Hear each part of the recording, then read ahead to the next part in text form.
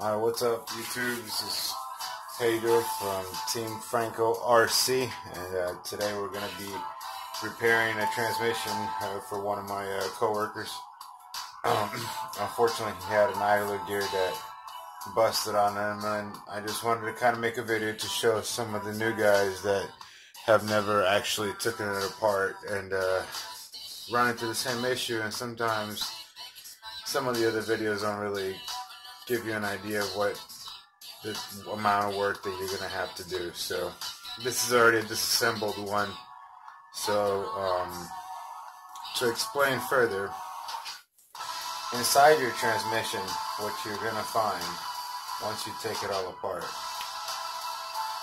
is, if you take it out correctly, the way it's going to come out is you're going to have two bearings in there, nothing there, okay? You're going to have your planetary gear, which in this case is not going to come out because I still have the other drive shaft attached. This way I can keep everything together in here and I don't have to worry about it. For my friend, he's not going to be using it on a brushless motor, so we're not going to be changing the planetary gear. I just actually wanted to show you guys the metal planetary gear. If you are going to be doing an upgrade and you're fixing it, I would recommend you also go ahead and buy part number 2388X.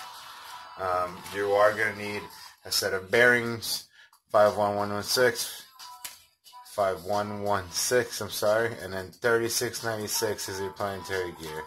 Every hobby shop's got their own price. I know some of them is overpriced, but it's different for every place, so I can't really tell you how much you're going to be paying for each item. But regardless, anyways, this right here, if you want to remove it for a little bit, you'll see there's a lot of debris in there that we want to clear, such as the plastic, actual plastic parts from the old idler gear. And the best thing to do is just kind of take a brush. If you can't get it with the toothbrush, I would recommend you use then a tool. You know, of course, being careful not to scratch anything up. But as you can see, that's a piece of the planetary gear. That is another piece of, I'm sorry, another planetary gear, the idler gear. And there's quite a few pieces that you want to clean before actually, putting this back together. So now the issue that he actually had was the idler gear. And as you pull it out, what you're going to find is that you have a washer in the rear and a washer in the front. And you have two bearings in there. As you can see, this is why I tell you, go ahead and purchase the set of bearings, because what you're going to have is, let me try to get a broken bearing, and something that can cause a future problem for you. But as you can see here, it's flat here, so he ain't going to move and go any further because it's flat in that certain portion right there. Alright, now give me 1 second. Let me open up these packages that we're going to use and set everything down, and then I'll be right back with you guys. Alright, so back here we have the new idler gear out of its package, and the two bearings, which are actually just going to insert inside your idler gear. And don't forget, your washers are going to be one on the inside, one on the outside. You can actually go ahead and slide one down. That way you don't forget, and you can set one on top. And the difference is, it's incredible. I mean, you're going from a metal product from a plastic to a metal product. I would, like I said, recommend, if you already gotten to this point, go ahead and replace your planetary gear with a metal one. You're going to run this, it's metal on plastic. You are going to run this, you're going to break teeth. So might as well purchase part number 2388X, which is the actual planetary gear rebuild kit in its entirety, which comes with the inside gears. It comes with the grease, and it's pretty pretty easy to assemble. I would recommend you cleaning off your whole entire planetary gear and every kind of gear to make sure there's no debris from the old idler gear that broke apart in there. And then I'll go ahead and slide in your new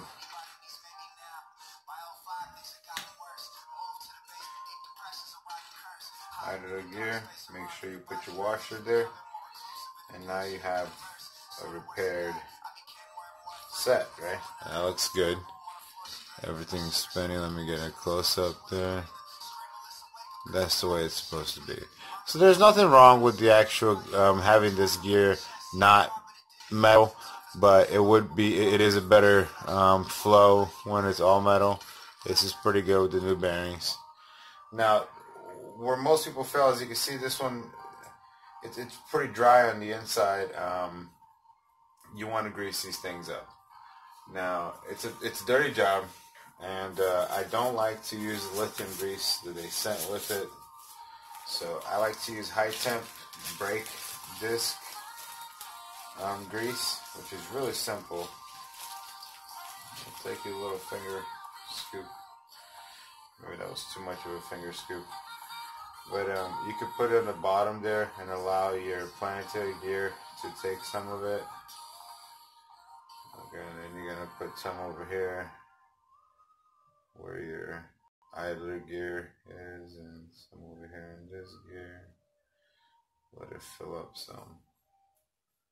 And I like to get some in the edges. You know, filling it up with grease, what it does, it actually helps it not only keep a better contact, but it keeps the parts intact, such as your bearings and your gears.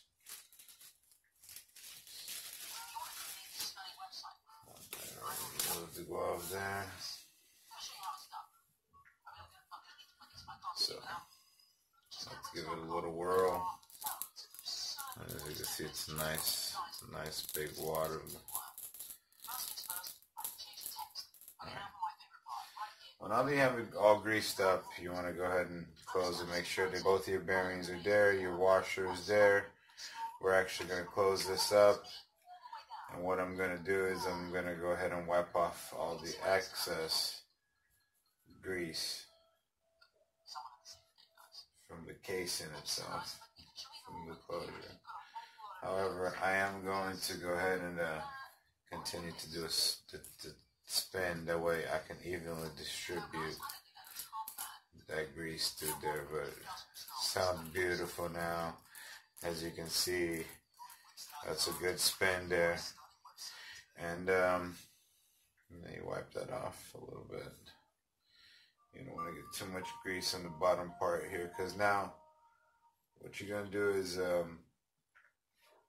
you could do two things to keep it together. You can go ahead and put your other drive shaft back on. Sorry.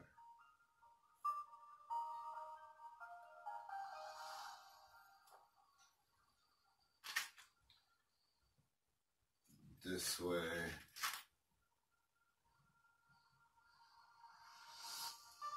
There's no way it's going to come apart.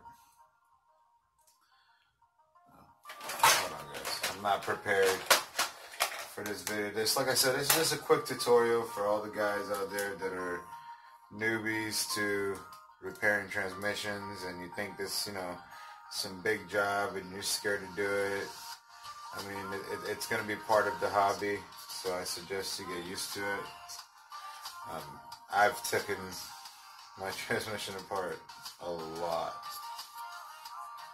and my advice to you is take it slow. Remember how things came out.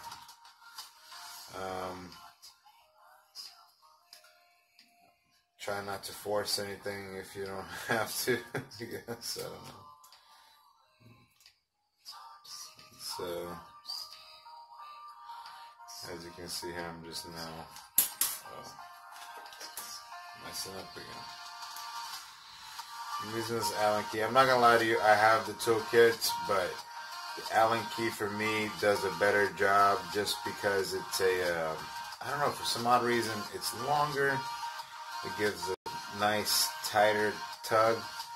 And one trick that I also learned is that when you're changing those around, for example, let's say you take it out one side and you are doing this repair, put the actual set screw from the other side and thread it that way. That way you have a nice new set. And these are some vintage actual caps. They're white. But as you can see, they're still in perfect condition. I mean, when was the last time you've seen a black gearbox? This is for a vintage Traxxas Stampede. So everything, I mean, spare gear itself is one of the old school ones. So, alright, so once you have that together, you kind of have, you know, pretty much a good amount of securedness. I wouldn't be worried about it falling apart.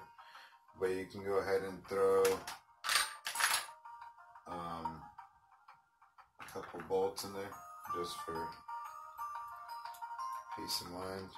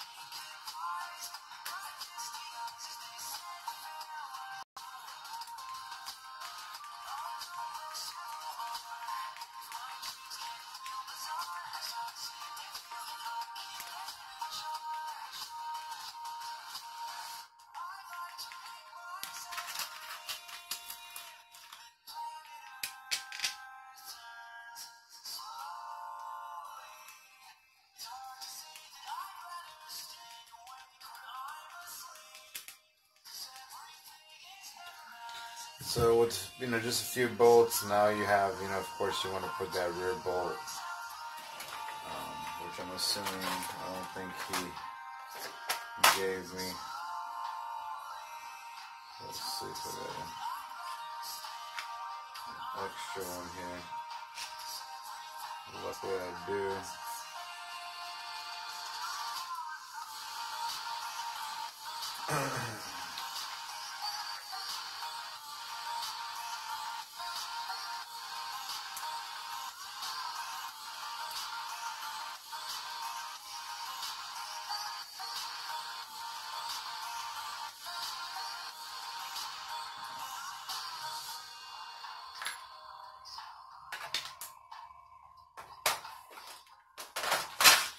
Alright, so there you go. Now you have a nice rebuilt transmission, and as you can hear, it's nice and sweet, smooth. It's no resistance. Absolutely good spin there. Nothing's broken, and it's just perfect. I am going to put a little piece of black tape here at the bottom, and I'll be right back with you guys to show you what the end result. Alright guys, so the end result for everything is I got his spur gear back on there, and as you can see, hold up there, it's completely fixed, solid, sounds great. I don't know if you can see that, but and solid, bulletproof now. It's taped down at the bottom so the grease doesn't escape. It's bolted down. All he's got to do now is throw his motor in there, slide his drive shafts back on, attach his two A-arms. You're going to have two bolts right here, and that's pretty much it. Oh, I'm sorry, then you're going to have the part of the bottom that attaches here that has the 6 bolts. After that, you're pretty much golden. Some vehicles are going to have the wheelie bar or a bumper, such as that. That'll be added last after you add the motor, I recommend. But since he didn't give me the cover to cover it up, this is how I'm going to bag it up for him. But check it out, check him out, check him out.